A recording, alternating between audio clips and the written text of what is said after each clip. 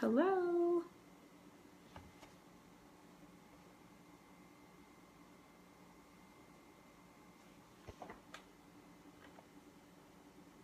Hello and blessings to you. Hello from Russia. Awesome.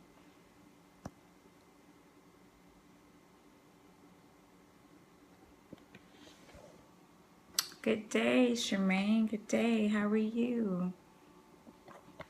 Can you guys hear me okay? Let's make sure my volume is up here.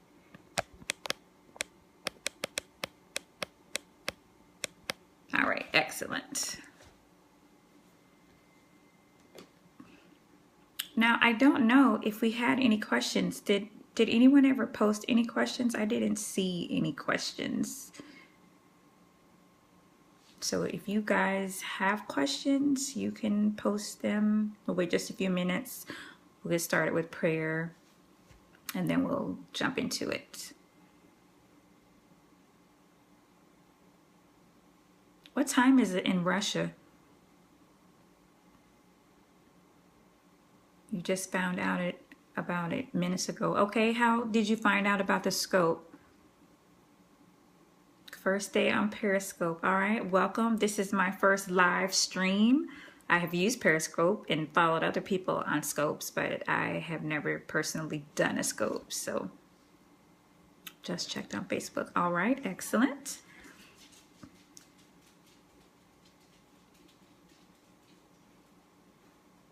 Okay.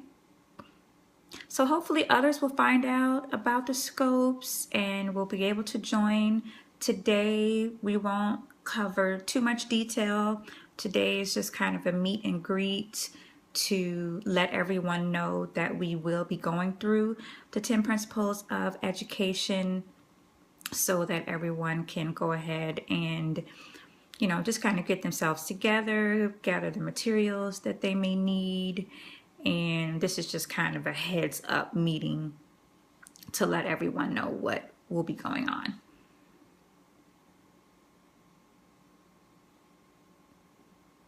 All right, we have just about one more minute.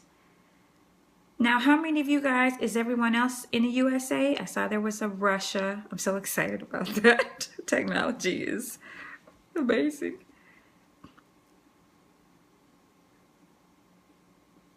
USA, all right.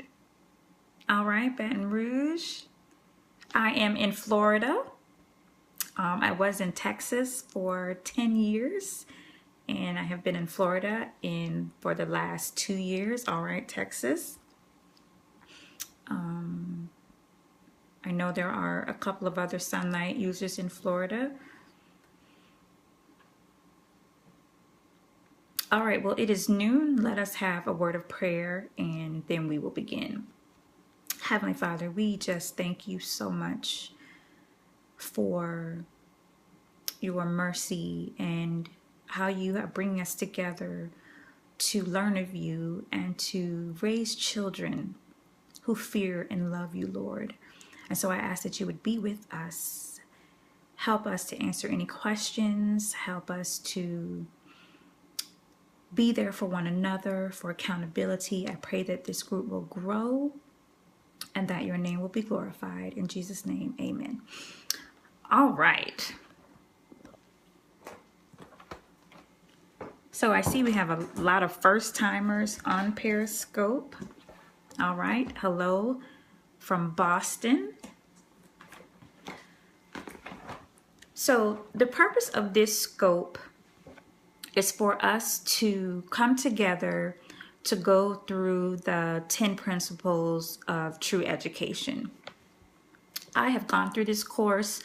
I went through this course about, I guess it's been almost 10 years ago now. My daughter is 19. We started using Sunlight when she was about 10, maybe even 8 or 9, but she was about 10 when I signed up for the True Education course. And so I went through the course, and then last year, I believe it was, I wrote some posts for the Adventist Home Educator website to encourage more moms, more families to go through the 10 Principles of Education course.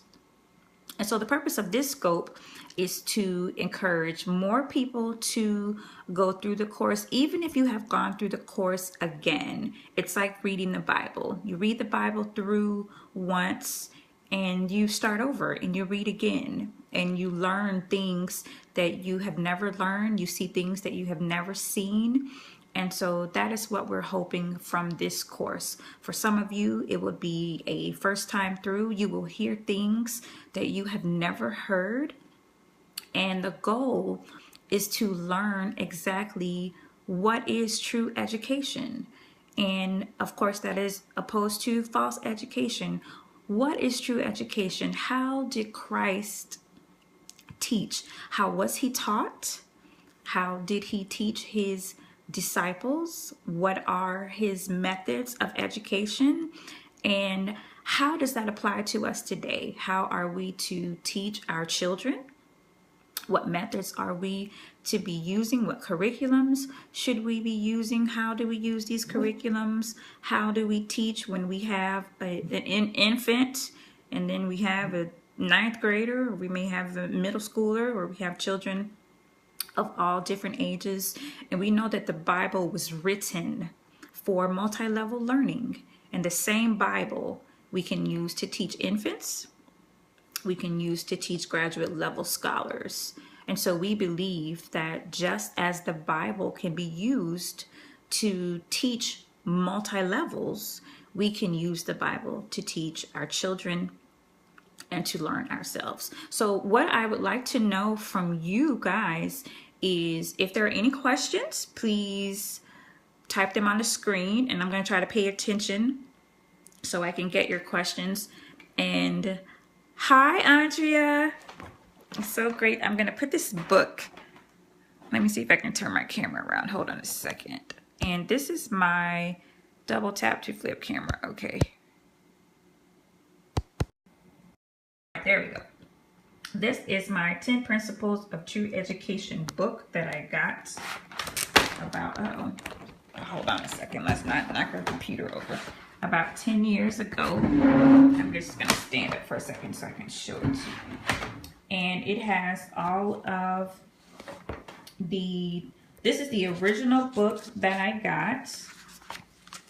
And it's a little different from what is posted online because it has been updated. But I just want to show you, this is my original book.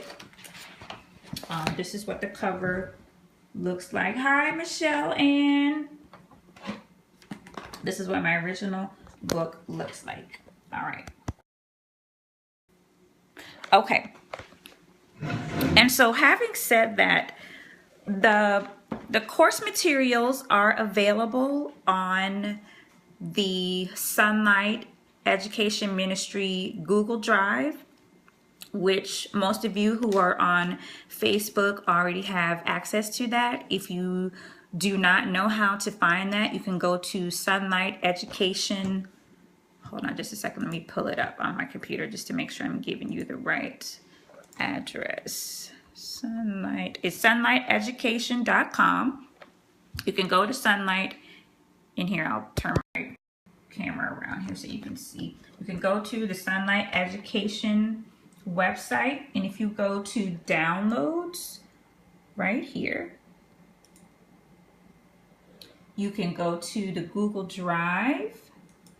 The file was updated, I guess, in the last year is what I want to say. And then right here, you'll see the folder for 10 principles. And you'll see all the sections. Here's the cover. And then here are the different sections that you will see that we will be covering in this course. All right, so a couple of things. You can either print the information and put it in a notebook. I think the notebook that I think this is about a 2-inch binder. You can print the materials as you go, or if you have an iPad, a Kindle reader, a tablet, You can download the PDF files even to your computer. You don't feel like you have to print out all the materials. This is an overwhelming amount of information, so you don't have to print out every single thing. What I do recommend is that you have a notebook where you can write. You do want to write. You do want to do the research. You do want to do the reading. So you definitely want to write out. We're going to be writing out definitions. We're going to learn how to go through the scriptures and go word by word and look up definitions of words and study the scriptures text by text. We're going to go through the Sermon on the Mount verse by verse. And we're going to learn how to go through the scriptures and understand how Christ taught. And then in understanding how Christ taught, we are going to then learn ourselves. I cannot tell you how much I have learned and how much I'm still learning and unlearning. We have so much to unlearn from the ways that we have been taught.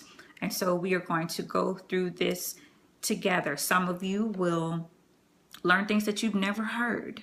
Some of you will reinforce things that you have known for a while, that you have, maybe you've fallen off the way for whatever reason. Maybe you've known you should be doing something, but you haven't known how to put it into practice. And so this support group is going to teach you how to take the very things that you are learning and show you, what does that look like? Okay, I need to be doing this with my children. How do I do that practically? And so these are the things that we're going to meet and we're going to discuss. So please, please come with your questions, come with your comments. What materials would you say to start with? I would say we're going to go through you definitely want to have your Bible. Thoughts from the Mount of Blessing is an excellent book to have, which you can either have the book, if you have the E.G. White app on your phone, your tablet, whatever. There's an app for Android as well as for iOS. And so you can use the app. But the first part, we will definitely go through the Sermon on the Mount, which is what the book Thoughts from the Mount of Blessing is based on. And that book is such a treasure house. It literally teaches you how Jesus taught, and you will never see the Sermon on the Mount the same. You will understand how, and this is one thing that I loved. A lot of times throughout the Sermon on the Mount, Christ says, you have heard it said. And then he says, but I say to you. And so this is what this course is about. You have been taught this way in Babylonian education. You have been taught that by the time your children are 5, they have to know how to read. That's what you've been taught. But you're going to learn that there is a more excellent way. And that doesn't mean your children won't read when they're 5. We still have children that read when they're 5, but you won't be pressing them to read by the time that they're 5. And you will have children that won't read until they're 10. My son didn't read until he was 10, 11. And we didn't push him. He was a slow reader. And, my daughter read when she was 4. She was a fluent, fabulous reader when she was 4 years old. And she wanted to read and she loved to read. And so the children are different. And so we work with them. And the timetable that we will learn is not the timetable of the world. And so we will come across some special circumstances. Maybe what do you tell others when they judge you? That is an excellent question. And my answer to that is spend a lot of time in prayer so that you understand what you're doing and why you're doing it. And what you will find is when others say things to you like, your child is 7 and they can't read, then you can, with a loving response, say, why does my child need to read? Because they're 7. And want an honest answer. Why does I have today yet to get an honest answer of why my 7-year-old needs to be able to read. No one can explain that to me. Well, they need to be able to fill out an application. Where? They're not applying for a job. If I take them to the doctor, I'm with them. I have to fill out the paperwork anyway. Like, no one has ever been able to give me a legitimate response as to why my little children need to be able to do the things that they're saying that they need to be able to do. And if you guys have reasons, let's discuss them. But I learned to turn the conversation on the other person, and not in a malicious way, because we still must show Christ at all times. And so I asked them in a loving way, who told you that at 8 years old, this is what my child has to be able to do? Where did you get that from? Can you back it up with the scriptures? And what you will find more often than not is people have become a slave to a system that they know nothing about. They don't know why they have to learn this. This is what the teacher told them. This is what their professor said. This is what the school board said. And so it must be true. And we have believed a lie. And that's why I said we have to unlearn many things that we have learned. And like I said, it doesn't mean your child won't know those things by that age, but you have to ask yourself the question, by whose standard are you raising your children? And once you are able to answer that question, you will be so relaxed, and you won't be bothered that it's your child's 7th birthday and they don't know how to read. Now that doesn't mean you just do nothing and, you just sit and kick rocks all day. We're certainly not saying that. But what it means is that, for example, let me just share this. I tutor math, and I have students right now, my personal students. I have an 11th grader that doesn't know her times tables, that she probably should have learned around elementary school.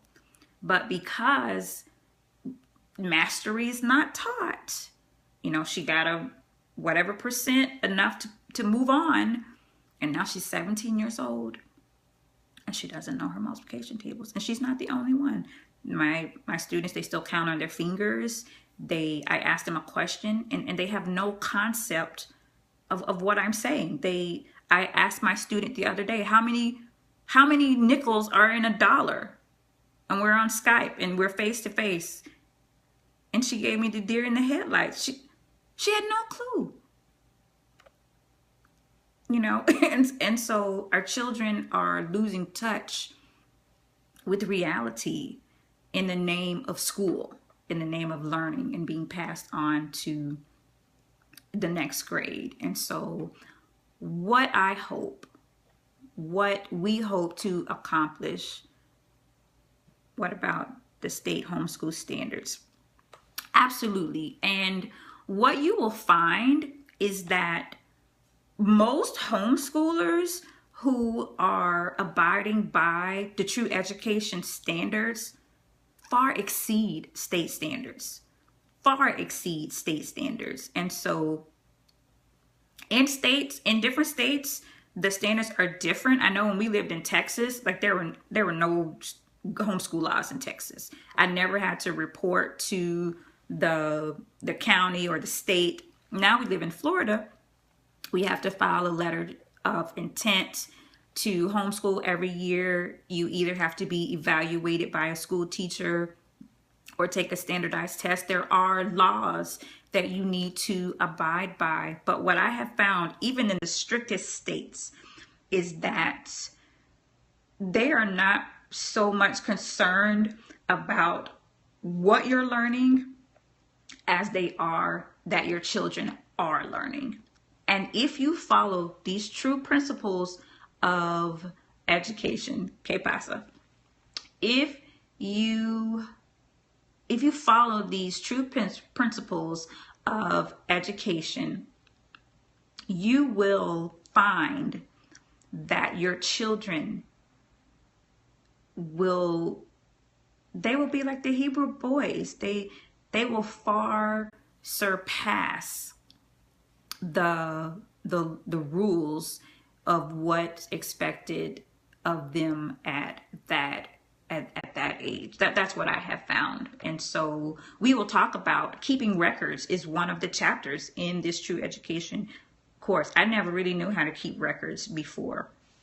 And as a result of this curriculum and as a result of this course, I now know how to keep track of, like I said, I tutor personally. It has taught me how to keep track of my students and how to keep records of, what they're learning, of payment, of all kinds of things, which helps me. It helps them. It helps their parents. All right. A question from the Roadmap and Route. Go ahead.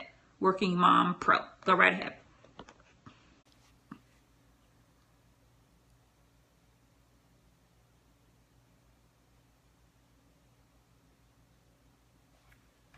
And I'm going to pull that up while you're asking your question.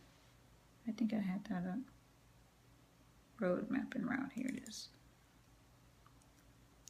Is the Family Bible Lessons year long? Meaning that it takes a year to... Okay, excellent questions. So, yes, the Family Bible Lessons is set up in a similar way as the Sabbath School quarterlies. And so you do one lesson a day, you review, and there are 13 lessons per quarter, and there are 4 quarters. So it is 52 weeks a year. And yes, so on Sabbath, so what we do is you can use Sabbath as a day to review. How it's flexible in how you use it on Sabbath. You can, because if you have family worship every day, then we would assume that you would use the Family Bible Lessons every day. But again, the lessons are flexible. You use them to, your family's needs and how you want to implement. But the way they are originally designed is you study for the 6 days and then you review just like you would in Sabbath school. Right.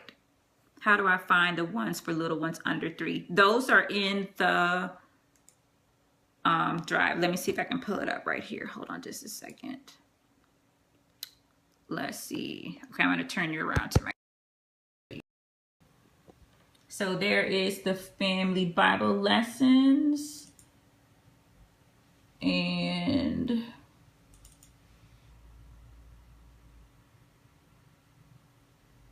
this is year 1, quarter 1. Okay, hold on just a second. Let me see. Oh wait, those are the songs. 1 second. Okay, so here we go. So these are the regular lessons, and these are the ones for the little children. So it'll say that. So this is the ones for like the infant to like 2 years old, I think it is. Let's see if it says that on here. But these are the little children's ones. So they're under the folder with the regular, I guess you can call it that, Family Bible Lessons, but right next to it. So I'm just going to show you the difference. Let's see. Okay, so this is the Family Bible Lessons. This is the regular one. This is year 1, quarter 1. And it will just say Family Bible Lessons at the top.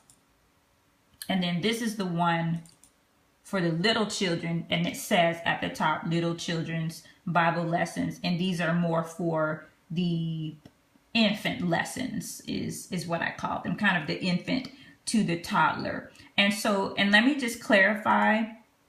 So okay, hold on, I'm trying to turn my camera. You are very welcome, Sandy. So some people ask, how do I know if I should be using the little children, or how do I know if I should be using the Family Bible Lessons? So this is one of those areas where your discretion comes in. So ideally, if you only have an infant and your youngest child is just a little baby, then you would use the family Bible lessons for the little kid because that is the child that you are teaching to. If you have older children, then you would most likely use the regular family Bible lesson because it is indeed for the entire family. And then you just scale your lesson. So remember that the Bible is multi-level. And when Jesus taught to the multitude, the whole family was there. There wasn't a separate children's Sabbath school or children's Sermon on the Mount. It's one Sermon on the Mount. And that one Sermon on the Mount is for everyone. Now, obviously, the mom is going to have to say to the little kid, that says, well, what does that mean? And so, mommy is explaining what this means because maybe the little 2-year-old or the baby doesn't understand. And so that's where you may use the little children's one because you want to take out some extra time. Maybe you teach Sabbath school at your church and you're looking for a program. This is a wonderful program to use. And so whether or not you use the little children's or the family Bible school will be specific to your family situation. So I hope that makes sense and helps out. All right, are there any other questions? And Sandy, I think that was, thank you for your question. Yes, Sandy, thank you. All right, go ahead, Working Mom Pro. Are you guys saying yes because that answers your question? Or yes, you have a question? I guess I asked a few questions. So, all right, if you have a question, ask it. If that answers your question, then great. All right, do you have a sample schedule? There is a sample schedule in the, I think it's in the roadmap. And I just looked at it. Hold on just a second. Let me see if I can. I was just looking at that today. Let me pull it up. And there's actually, when is the next Periscope? The next Periscope, I believe, is, did we say 2 weeks from? I think the 23rd is what we said for the next Periscope. We would do them every other, is it 12:30? Oh, right. You're right. Because we said we weren't going to do the 23rd because that was Christmas holidays. Okay, so the 30th. So we're going to try to do them twice a month. So December 30th, noon, same time, will be the next. Okay, and I'm looking up the schedule. And give me just a second. And there are actually a couple of schedules. And let me just find them. I was literally just looking at them before this call. So just give me a second to locate. Oh, here it is. Okay, this is on. Let me turn it around for you. Okay. This is on page 20 of the catalog. And this is suggested. Virginia requires standardized testing for homeschoolers. Okay, and actually several states do. For Florida, it's an option. You can do a teacher evaluation or testing. And then I know some of the northern states, especially like going up the East Coast, New Jersey, I don't know about New York, but some of the eastern,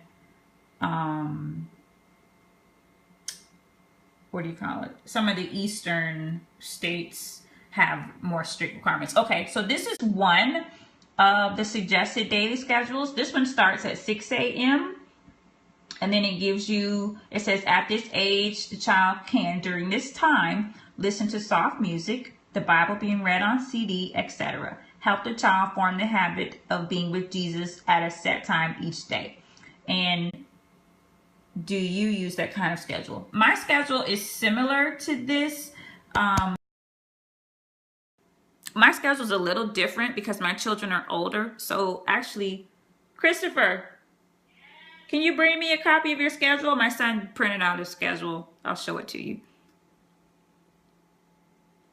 I'll show you the schedule. So we have a time that we get up. We have time for personal worship. We have time for family worship. A time for exercise. A time for breakfast. Okay, let's see. I'm going to put this up here and turn my computer around so you can see it.